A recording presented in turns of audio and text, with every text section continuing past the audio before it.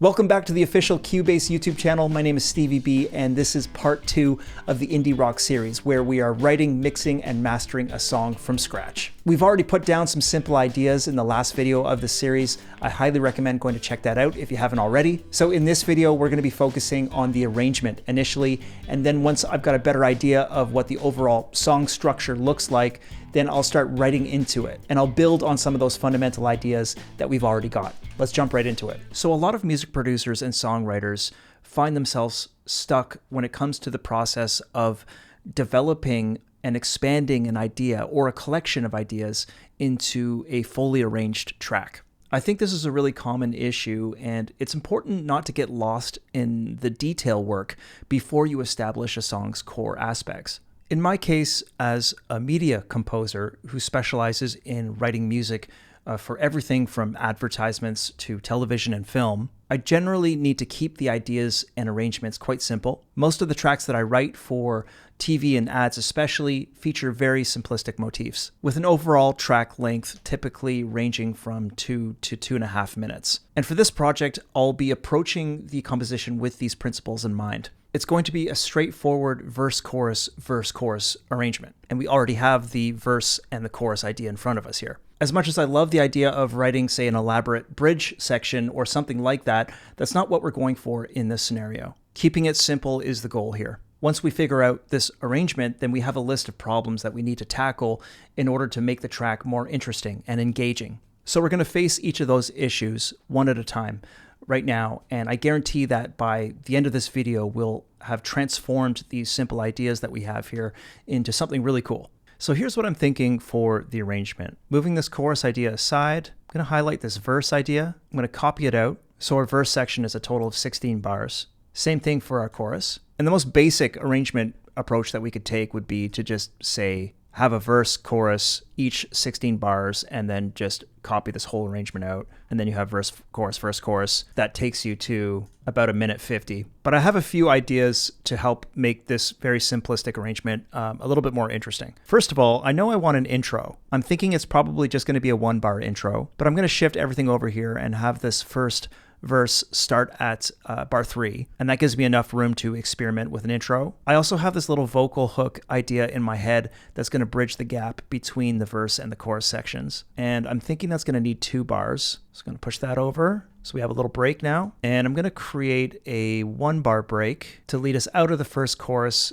into the second verse. And same idea going into our second chorus. I'm going to have a 2-bar break. And something that I would typically do here with this last chorus is just to double it. But in this case, I'm thinking something slightly different. I'm just going to take the back half of this chorus and just extend it another 8 bars. And I'm going to think of this last little bit as like a power chorus, or kind of like a chorus outro. In my head, I'm thinking something like maybe I'll go double time on the drums, and I'll deviate from like the chorus vocal motif and do some kind of like outro chant. I haven't totally figured it out yet, but I'm feeling like it only needs an 8-bar extension here for this section, and that's going to bring us to about 2 minutes and 15 seconds. That's pretty ideal. Okay, so this is the kind of thing I like to get out of the way. Having played through it a few times on my acoustic and, refining the ideas in my head, I think this is going to work. So now that I figured this out, the next objective is for me to just take one element at a time in this track and start writing into this new arrangement. So maybe what I'll do is I'll start with the guitars, and I'm just going to go section by section. So we'll add an intro. I might start plugging in some new ideas like mid-verse. I'm going to find a way to end this verse appropriately. And same idea with the chorus. One thing I want to chat about real quick before we get into that is the marker track in Cubase.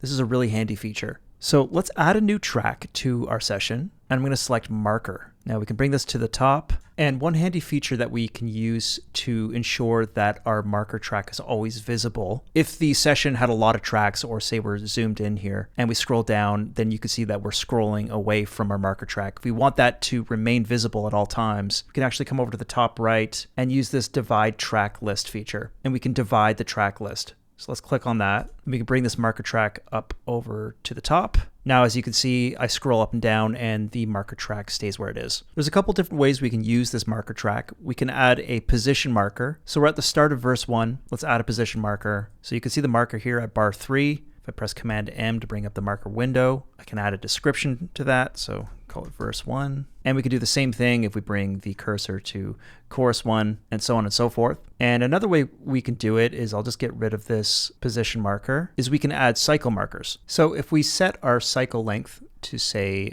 verse 1, and we click this add cycle marker button, you see that you get this long bar, and that's our cycle marker. And if we bring up our marker window, we can just call this verse 1. Another quick way to do this would just be to select, say, our chorus range, press P. That will automatically set our cycle range to whatever we selected. Let's add another marker, and we'll call that chorus 1. And you get the idea. I really like using this feature, especially with songs that have more complex arrangements, because we can just jump to various parts of the arrangement really easily. Just select locate verse 1, cycle verse 1. And if we want to jump back to our first chorus, chorus 1, cycle, chorus 1. It's that easy. There's also a few other handy ways that we can navigate between markers. For example, if we look in the inspector here, we can move from marker 1 to marker 2 just by clicking on it. We can use our B and N keys to move back and forth between them. We can use the number pad on our keyboard, and we can actually place the markers on our toolbar. Just select markers here, and you can see we can move back and forth between them like that. So a few different ways that you can quickly navigate around your arrangement. Another really cool benefit of using these cycle markers is for when I need to bounce different sections of this track. And that's something that I'm actually asked to do quite often from the publishers that I work with. Sometimes I'll just need to bounce down like a chorus section, or like just a single verse and chorus section that's like a minute long rather than the full arrangement. And you'll see that if I pull up this export menu, we can choose the cycle markers, and I can bounce down the verse and the chorus individually. So just something handy to keep in mind. Okay, so I pressed the pause button and did a little work to the guitar track. Let me show you what I came up with. So as I mentioned, I wanted to make sure I had an intro. And if you take a look at the tracks in yellow here, these are my 2 electric guitar tracks, you can see where I've started to punch in some ideas. I got some stuff at the end of the verse, coming into our choruses, and so on. So let me show you what this sounds like. So if you remember, I wanted to have like a little intro riff coming into the track. It sounds like this. Keep in mind, I haven't done any work to the drums yet, so the drums are still in that like boring loop phase, but we'll get to that. Coming out of our verse, sounds like this now. Okay, so a bit of a pushed feel to finish this verse off, and sticking with a 2-bar break before we hit this chorus. And like I said, I got a bit of a vocal hook in mind. I didn't really add anything to the chorus, but I wanted to come up with a way to end it. See, I punched that in here. It just sounds like this. So just a definitive ending. Coming back into the second verse, got a little pickup riff here. Halfway through the verse, I've got this tasty little lick that sounds like this. Just trying to break up the energy. Coming out of the second verse, same thing as the first verse. And then a little riff here to end this power chorus at the end.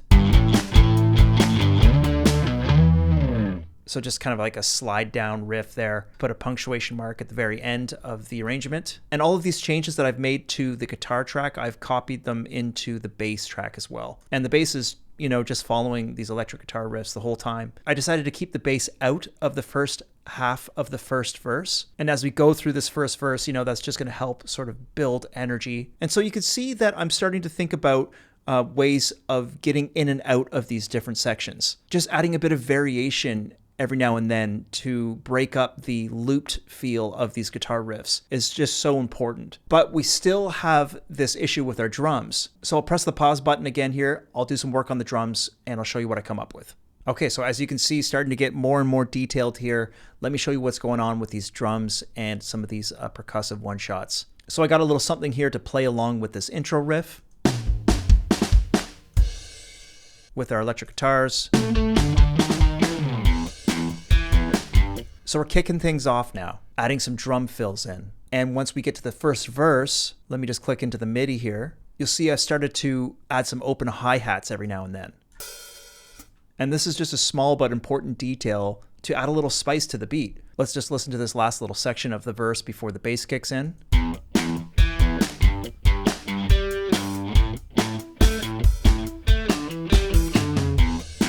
All I'm doing is just adding some accents every now and then with the open hi-hat.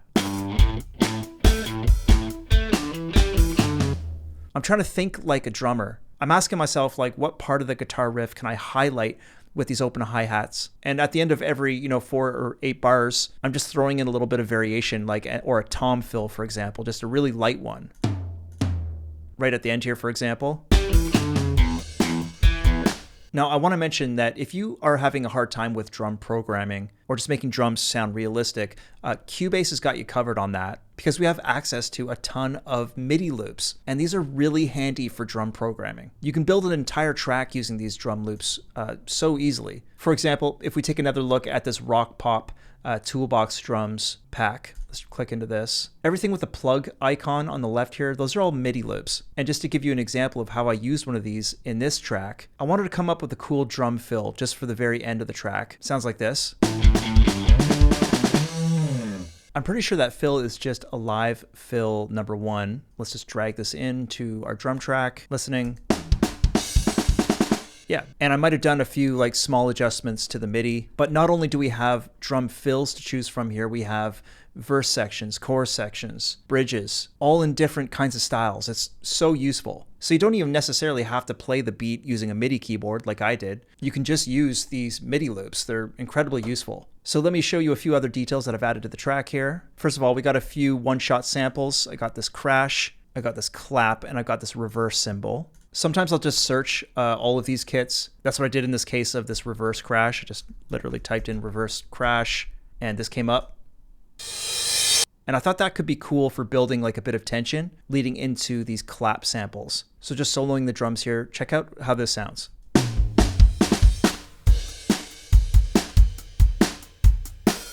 And this is what I mean by detail work. Some of this detailing work might not seem like it makes a huge difference, but it does add up. So in between our verse and choruses, I've decided to keep the energy going with these claps. So it sounds like this now.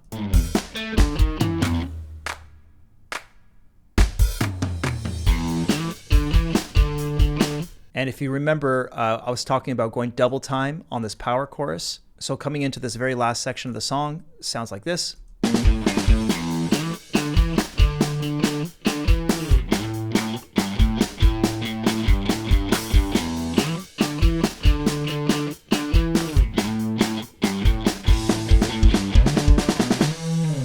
And if you look further down here, you probably already noticed that I've added a few more layers, specifically 2 more electric guitar layers. And I've just added these to both choruses. I used my Epiphone electric to record them, and they're just playing the chords. I've got them both panned hard left and right. And in this case, I'm using the Plexi amp and the Blackface cab. And they sound like this.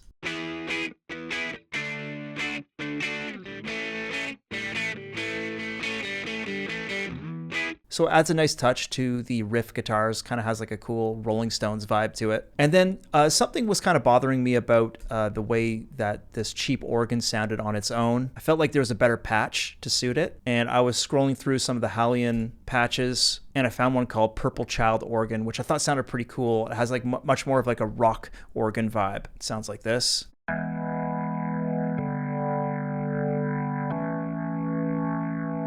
And with the other organ in the mix.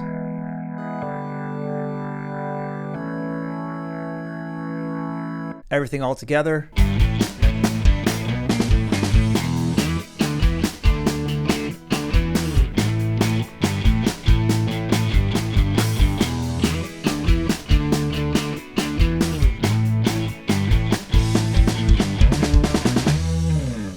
So as you can hear, this track is really starting to take shape. Of course, we're missing the most important aspect of it, and that's the vocals. And that really deserves an entire dedicated video to that topic alone. So I'm going to leave it here for now, and I can't wait to show you what I come up with for vocals. All right, that's going to do it for this video. I really hope you enjoyed that. For those of you who have trouble getting out of the loop zone and turning your ideas into fully arranged tracks, I really hope that you got some value from this video. I know it's something that a lot of folks struggle with. Now, the next video in this series is going to be all about vocals. I'm super excited about that. So please be sure to hit that like button for me, subscribe to the channel, throw your thoughts down below, and I will see you in the next video.